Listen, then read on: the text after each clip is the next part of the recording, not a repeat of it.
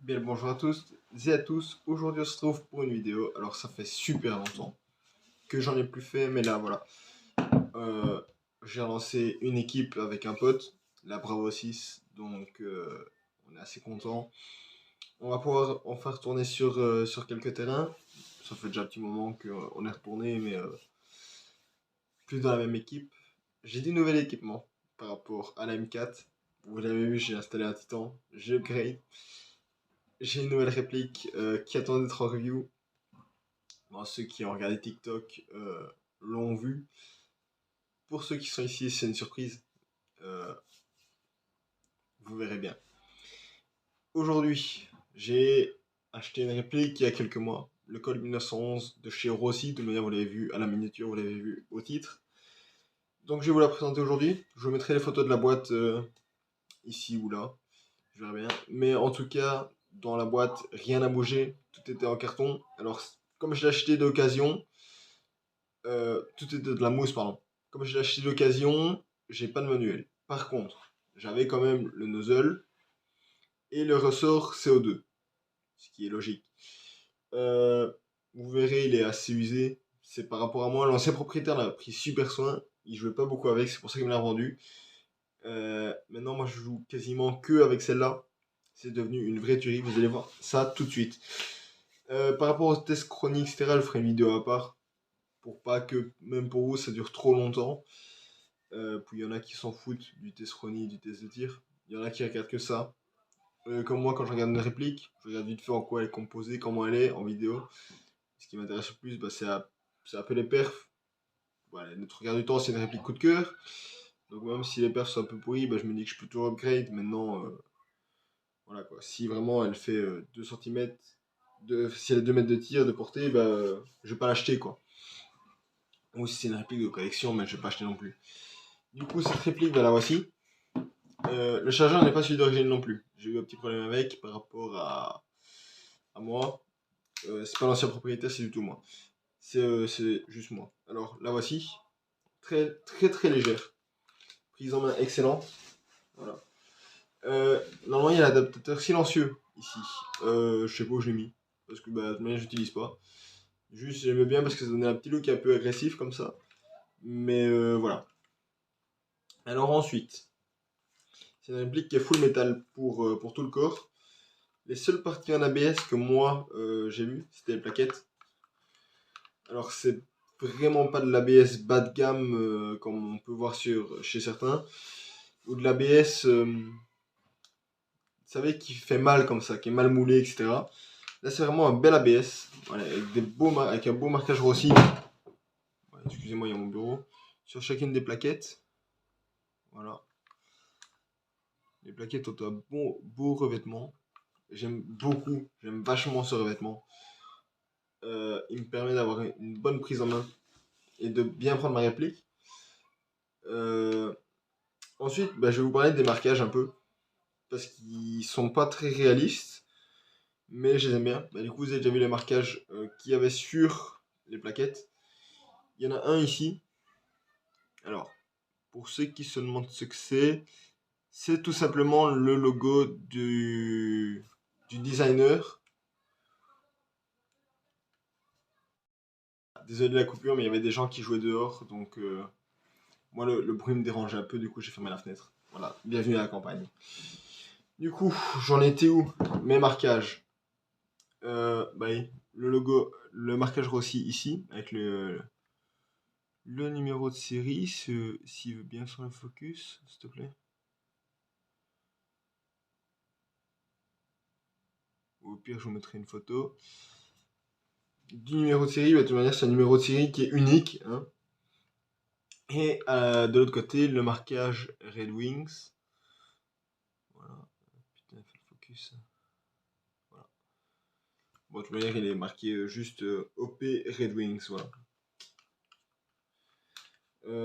Donc du coup, pour ceux qui aiment bien les marquages réalistes, il y a 45 ACP ici. Le canon interne, enfin externe plutôt, c'est en cours de custom. Donc c'est pour ça que la peinture est un peu enlevée ici. Je dois finir de poncer tout ça pour mettre une couleur. Soit je la sors chromée, soit je mettrai une couleur or. Voilà. Je verrai bien. Alors ensuite, mais il n'y en a plus. Les organes de visée, tant que j'y suis. Très simple, hein, très basique. Bon, c'est du 19-11 de toute manière. Alors, normalement, il y a une deuxième sécu ici, mais moi, je me suis pété la gueule avec. Du coup, de toute manière, j'utilisais pas parce que moi, elle me gênait aussi au niveau du pouce. Pour la prise en main. Voilà, du coup, il n'y a plus rien qui me gêne. Mais en gros, j'aimais pas du tout. Ça... Même sur l'autre que j'avais, c'était un 1911 de chez Cybergun, le Raygun. Bah, en fait, la sécu m'énervait parce que de temps en temps, je la mettais sans faire exprès avec mon pouce. Voilà. Du coup, bah, moi, j'aimais pas du tout. Ça m'énervait. Il y a des strips de préhension ici, donc qui permettent d'agripper les répliques, voilà, plus facilement avec des gants ou quoi. Pareil, c'est pas très agressif, mais en même temps, on arrive à attraper les répliques bien comme il faut. Il y en a à l'avant aussi. Ici, voilà, pour ceux qui font des FPS. Ouais, niveau sécurité, bah, du coup, il y a une ambidextre ici. Voilà. Et il y a celle typique des 1911, pardon. La queue de castor, voilà. Bon, pour ceux qui connaissent pas, en gros, si j'agrippe pas ma réplique correctement, bah, je peux pas tirer. Voilà. Que si je la prends en main correctement, clac. C'est un peu le même système que chez Glock avec leur détente safe action. Mais là, voilà quoi, c'est la queue de castor. Alors personnellement, moi ça me dérange pas. J'ai des assez grandes mains. Bon, 17 ans, j'ai des assez grandes mains. Mais par exemple, mon frère, lui, a plus compliqué. En même temps, il a 14 ans, donc ses mains sont plus petites. Donc pour ceux qui ont peut-être des petites mains, ça va être plus compliqué pour un 19-11.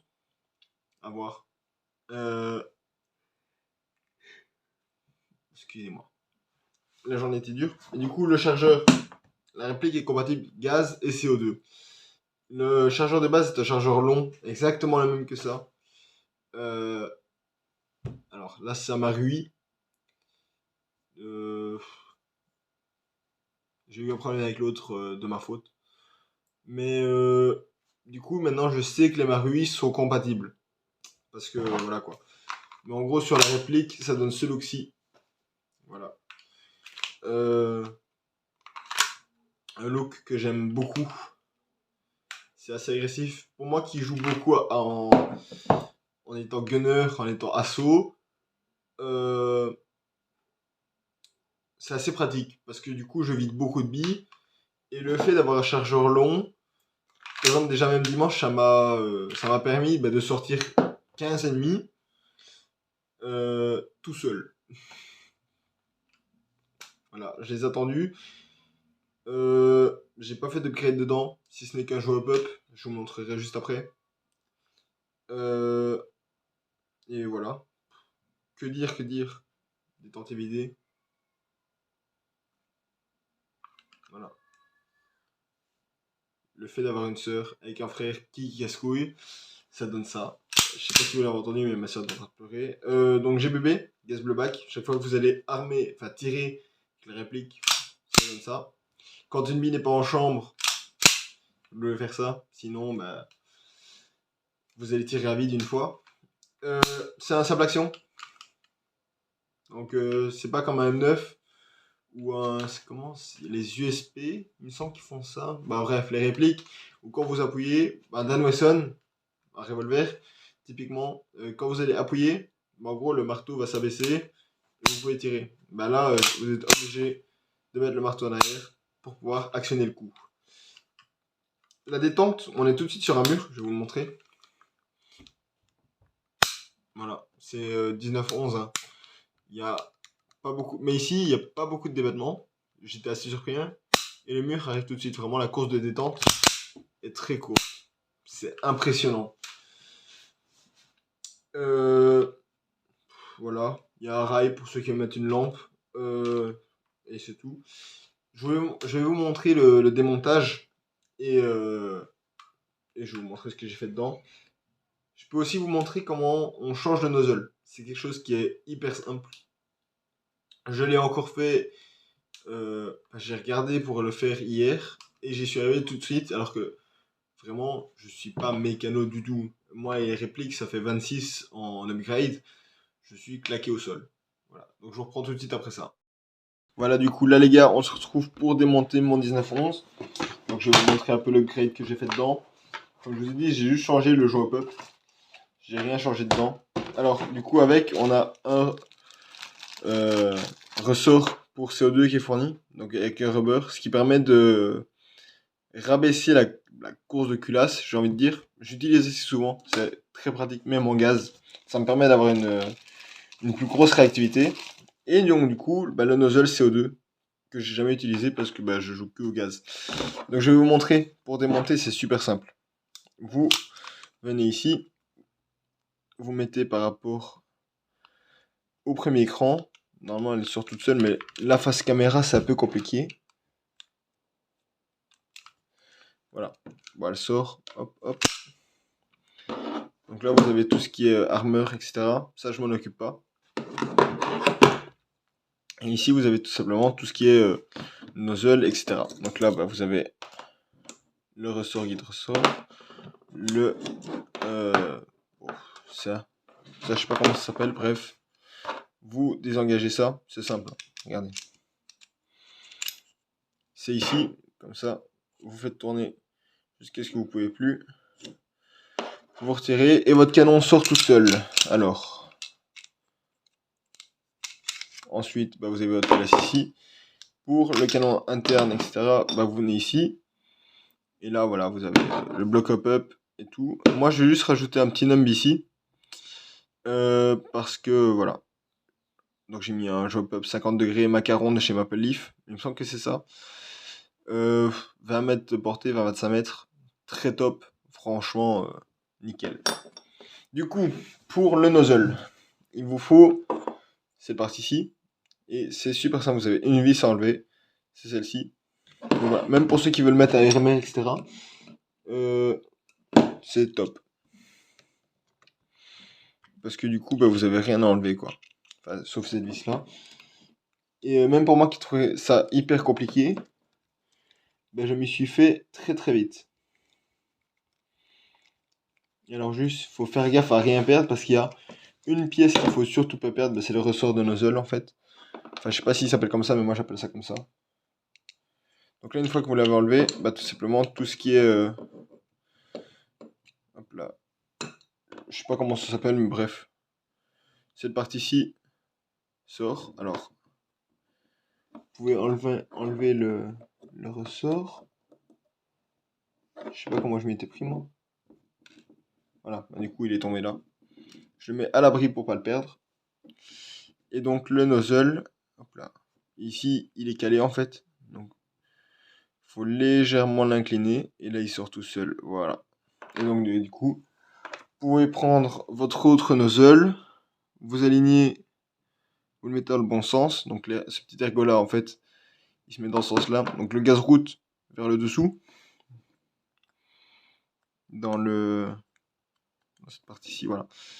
Alors c'est compliqué parce que du coup mon trépied est vraiment entre mes deux bras. Donc pour tout aligner c'est assez galère.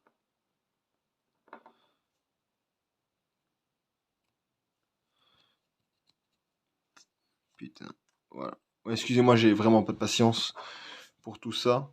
Mais en gros, faut éviter de se tromper.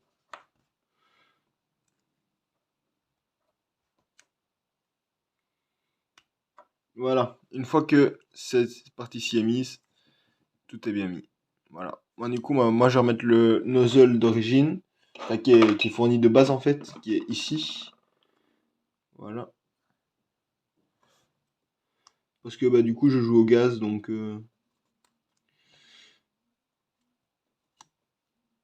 Alors, et pour ceux qui se demandent, même malgré le fait que ce soit une réplique full metal, j'ai pas tant de cooldown que ça. Donc, je m'explique, l'hiver, en gros, je dégaze pas tant que ça. Et que même avec le chargeur Marui. Alors, ensuite, pour le remettre, c'est super simple. Hop là, vous faites coulisser. toute la partie, hop là, comme ça, dedans. Vous faites juste attention au ressort. Et vous faites... Bon là par exemple, je sens que mon nozzle il s'est mal mis. Et ça va m'ennuyer. Alors du coup, cette partie-ci s'est enlevée. Ça va m'ennuyer aussi. Voilà. Typiquement, ce qui arrive, c'est que le ressort de nozzle s'était mal mis quand vous le remettez. Alors, typiquement, du coup, ça, quand il s'enlève, en fait, moi je le mets à l'envers et j'essaye de le mettre comme il faut, quoi.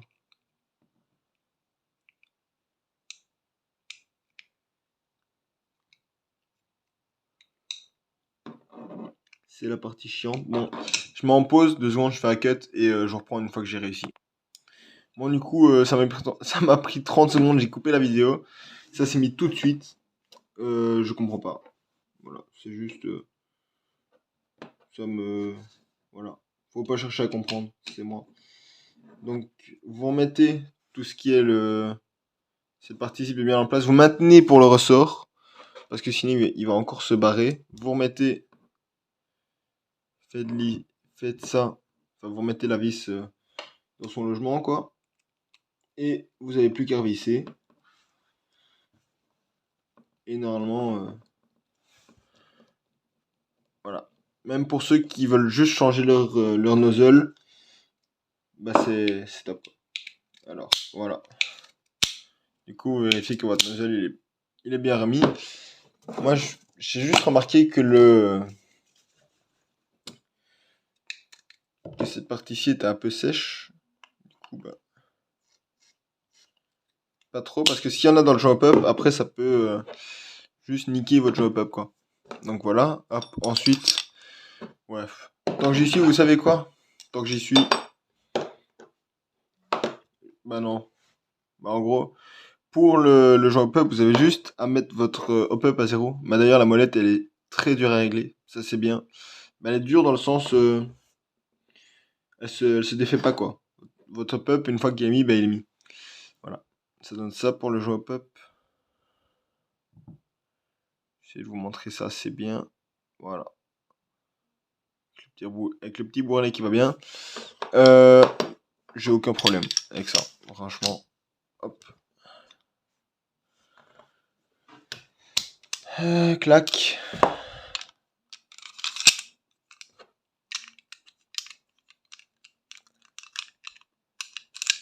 Hop là, la petite partie chiante. Clac, clac. Voilà. Une fois que ça s'est remis, bah, vous faites tout simplement l'étape inverse. Vous faites coulisser ici. Vous réalignez toute cette partie ici là. Vous remettez ça en place, clac, clac. Et votre réplique elle est remontée. Parfait. Alors juste le petit point faible en gros que moi j'ai décelé, c'est que cette partie-ci qui bloque le canon, voilà la partie que je peux faire tourner ici, a tendance à se plier assez vite. Du coup, ça m'est déjà arrivé sur un autre 1911, c'est que cette partie ici se plie, là il y a mon pouce, et elle sort toute seule. Du coup, bah, je la perds et mon canon il tombe dans le vide. Ça se rachète assez bien, c'est pas cher, mais quand c'est votre seule réplique de points, c'est assez ennuyant quoi. Et que vous n'avez pas prévu ça, bah, c'est assez ennuyant parce que déjà, faut la trouver de stock parce que ça se trouve sur beaucoup de sites, mais pas souvent de stock. Ah bah, là, du coup, bah, vous voyez le numéro de série en fait. Je viens de remarquer ça maintenant. Donc, bah, ça se trouve facilement, mais pas de stock. Et puis c'est chiant quoi, il faut l'attendre et tout. Bon, en attendant, vous pouvez plus jouer. Sur ce, les gars, moi je vous dis à la prochaine. N'oubliez pas le petit like, le petit pouce bleu, ça fait toujours plaisir. Je suis pas monétisé hein, du tout. J'ai pas forcément de sponsor, mais c'est juste que moi ça me fait plaisir de voir que les gens regardent mes vidéos et me soutiennent dans ce que je fais. Et donc sur ce les gars, bah, moi je vous dis tchuss. Oubliez pas d'aller voir notre TikTok. Ça fait toujours plaisir aussi. Salut les gars.